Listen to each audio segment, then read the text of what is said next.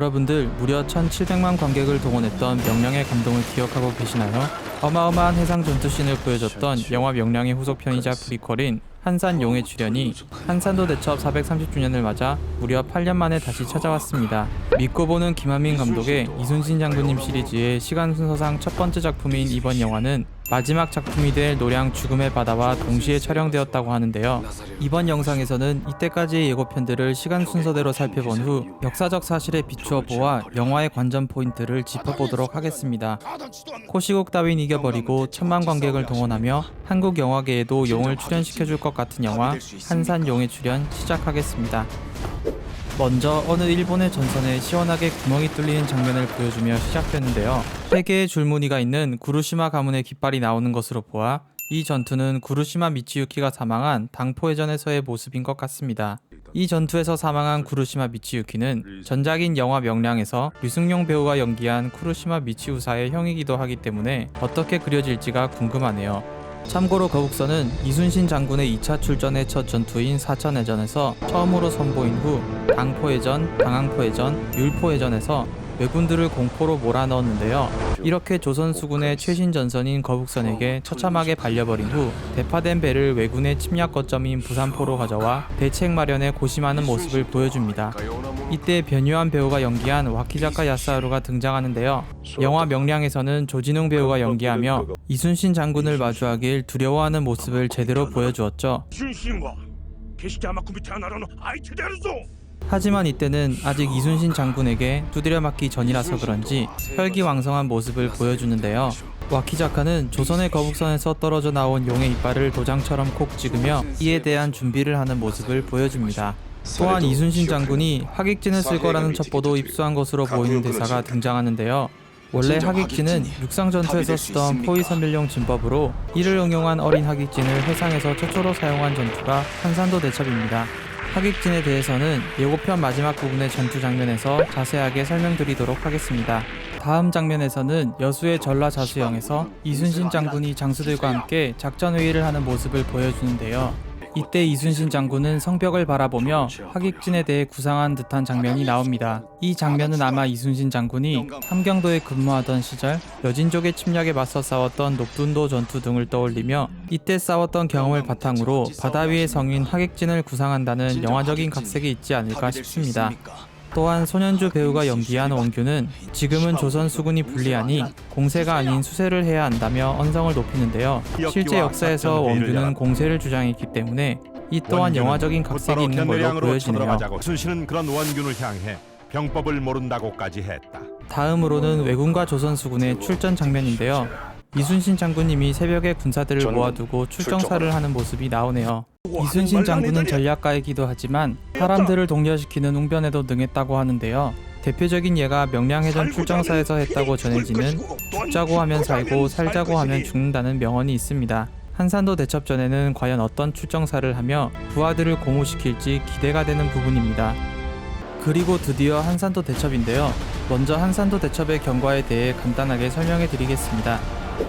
와키자카군은 이순신과 조선 수군이 쳐들어온다는 첩보를 접한 후에 좁고 물살이 센 견내량에서 진을 치고 기다리고 있었는데요. 이에 이순신 장군님은 판옥선 5척을 미끼로 적을 유인하기 시작합니다.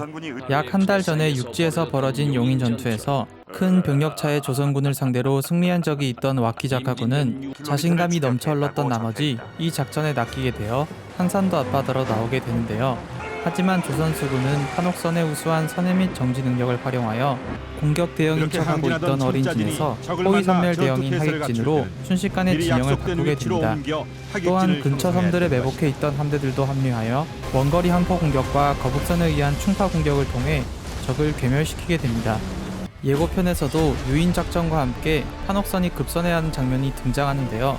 또한 거북선의 충파 공격과 일제 사격 등 꽤나 긴 시간 동안 거북선을 멋있게 보여주는 것으로 보아 아마 이번 영화는 한산도 대첩이나 거북선을 그렸던 그 어떠한 영화나 드라마보다 거북선의 활약을 제대로 보여줄 것 같아 정말 기대되는 부분이 아닐 수 없습니다. 참고로 이 장면에서는 총 3척의 거북선이 등장하는데요. 가운데가 2층짜리, 좌우에는 3층짜리로 묘사됩니다. 실제로 거북선은 2층인지 3층인지에 대해 현재의 사료로는 판단하기 힘들다고 하는데요. 이런 상황에서 김한민 감독님은 그냥 확고마 두 가지 버전을 다 보여주기로 결정하신 것 같습니다. 또한 가운데 2층 거북선은 철갑선으로 묘사되어 있는데요. 아마 3층 거북선은 높이가 높아 월선이 힘든 데에 비해 2층 거북선은 월선이 수월하기 때문에 이에 따른 조총이나 화공 공격을 방어하기 위하여 철판을 두른 것으로 묘사하지 않았나 싶습니다. 이렇게 원거리 한포 공격과 거북선의 충파 공격 때문에 와키자카군은 신나게 두드려 맞게 되고요.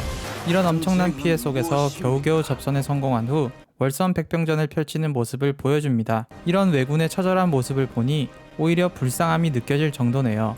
그리고 와키자카가 어디론가 달려가는 듯한 장면과 이순신 장군님이 활을 쏘는 장면을 마지막으로 예고편은 마무리됩니다.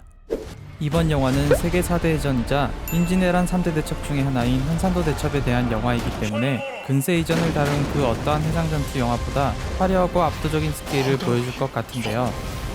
이미 이전 작품인 명량에서 입이 딱 벌어지는 경험을 한 적이 있기 때문에 정말 기대가 되는 부분입니다.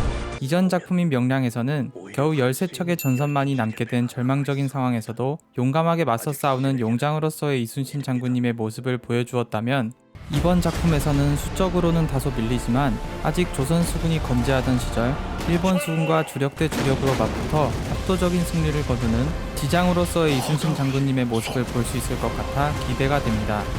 여담으로 3부작의 마지막을 장식할 노량 죽음의 바다에서는 도망치는 왜군을 소탕하여 후손들의 안위를 위하여 불리한 상황에서도 싸우기를 결심한 현장의 모습을 보여줄 예정이라고 합니다. 이번 영화의 감독과 배우들은 6월 28일에 진행된 제작 보고회에서 노량 죽음의 바다가 나온 후에 사람들이 이순신 장군님 3부작을 시간 순서상 보게 될 것을 생각하며 연출뿐만 아니라 고증에 관련된 부분에서도 꽤나 신경을 썼다고 하는데요. 구체적으로 김한민 감독은 거북선의 구조에 대한 2층설과 3층설에 대해 언급하기도 하였습니다. 사실 역사 고증을 중요시 여기는 분들은 이전 작품인 명량에서 역사적으로는 허구였던 거북선의 등장에 대해 비판하기도 했었죠. 하지만 개인적으로는 역사에 기반한 영화라고 하더라도 다큐멘터리가 아닌 이상 고증에 대해 너무 깊게 따지는 것은 짧은 시간 안에 볼거리를 제공해야 하는 영화라는 매체의 특성과 근거가 되는 사료의 부족과 신뢰도 등으로 인하여 어느 정도 상상과 각색이 들어가는 것은 당연하다고 생각하기 때문에 크게 신경 쓰지 않습니다. 그리고 예시당초의 전쟁 상황에 대해 자세하게 기록하는 것은 카메라와 종군 기자가 활동하는 현대전에서도 굉장히 힘든 일이죠. 이런 관점에서 난중일기를 통하여 임진왜란의 기록에 대해 상세하게 남기신 이순신 장군님은 정말 대단한 것 같습니다.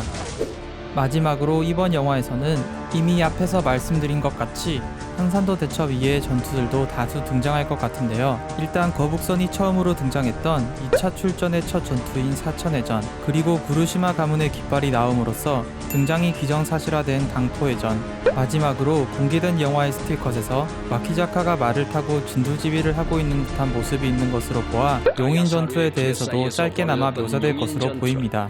그리고 한 가지 재밌는 사실은 한산도 대첩에서 대패한 후 무인도로 도망쳤던 와키자카가 조선 수군의 경계가 풀릴 때까지 미역 먹방을 하며 10일간이나 버텼다는 점인데요.